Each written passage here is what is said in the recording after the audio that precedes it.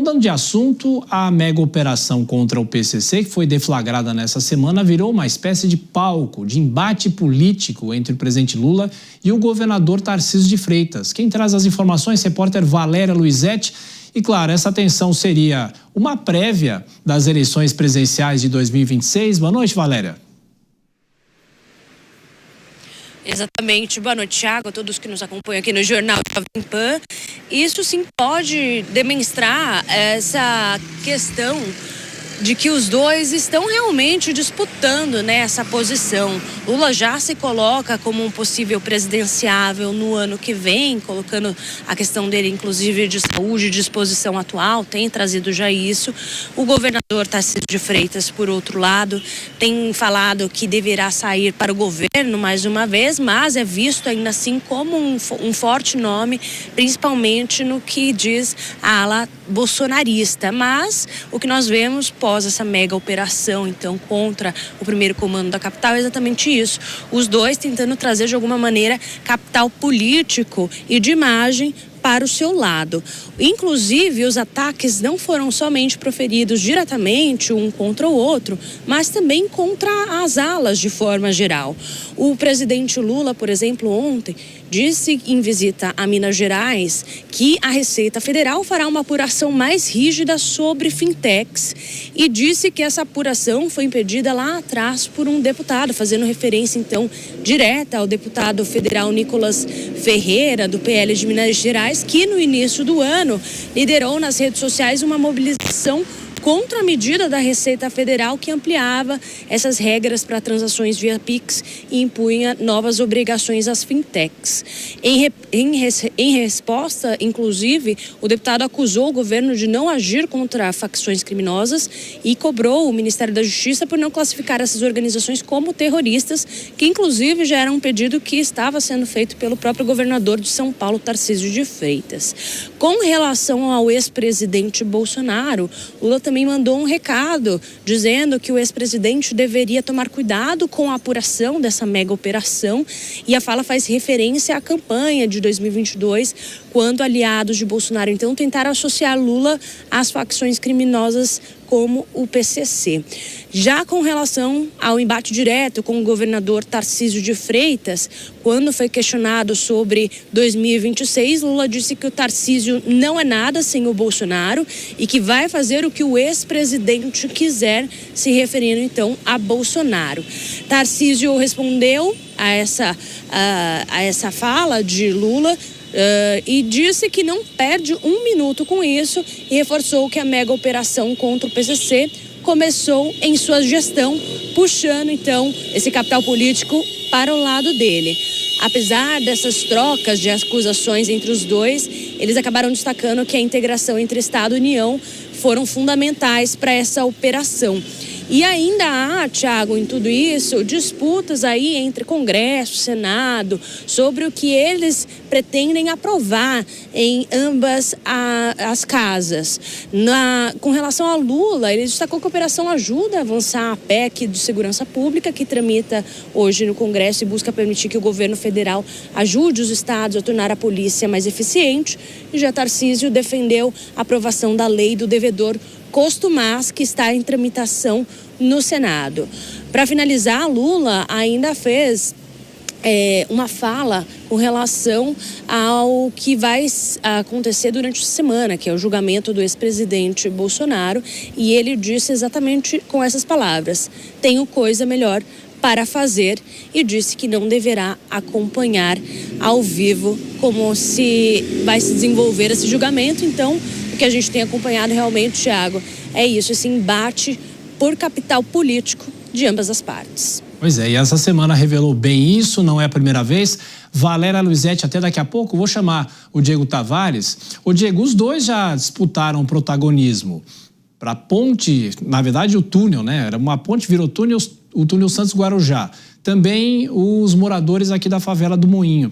Agora, eu pergunto para você o seguinte: o governador de São Paulo, ele toma uma atitude correta entrando nessa briga, porque ele nega que vai ser candidato à presidência da República. Mas será que pode ser uma sinalização que ele está com um pé aqui e um pé lá?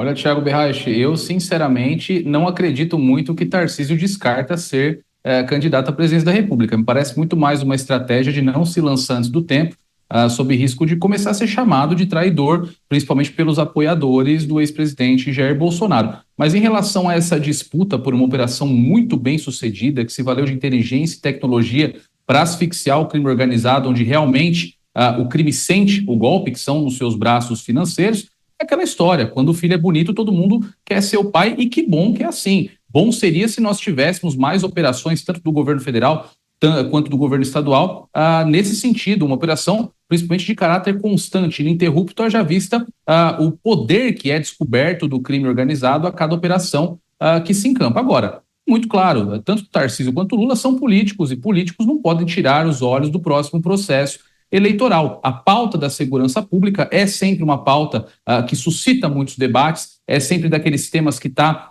entre as principais preocupações das pessoas, então é claro que cada um vai querer mostrar o seu trabalho. E verdade seja dita, em relação à segurança pública, nós temos muito mais ações concretas e entregas do governador Tarcísio do que por parte do governo federal. É sempre muito bom lembrar aqui alguns fatos. No início da gestão do governo Lula, foram cortadas verbas em relação à segurança pública em caráter federal, foram cortados mais de 700 milhões de reais do patrulhamento de fronteiras, por exemplo, que é uma das principais localizações onde o tráfico de drogas, o crime organizado, opera, seja para ingresso da matéria-prima para as drogas, seja para escoamento dessas drogas para os Estados Unidos e Europa. Também teve toda aquela questão em relação às câmeras corporais, quando a Polícia Estadual aqui em São Paulo estava encampando operações contra o crime organizado, como a Operação Escudo, como a Operação Downtown, por exemplo, o grande debate travado no governo federal era a necessidade de que o Estado instalasse as câmeras nas fardas, sob pena de que os estados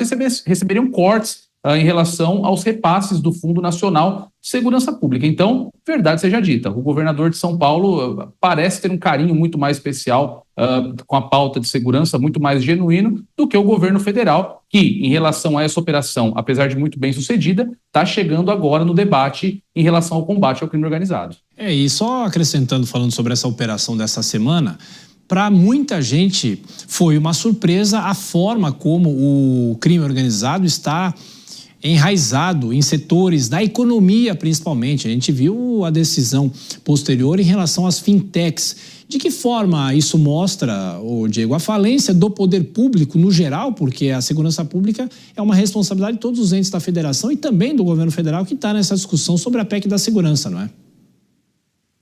Sem dúvida, Berraich, isso mostra, e um dado muito preocupante, o grau de entranhamento que o crime organizado tem na estrutura do Estado, na própria estrutura do Estado.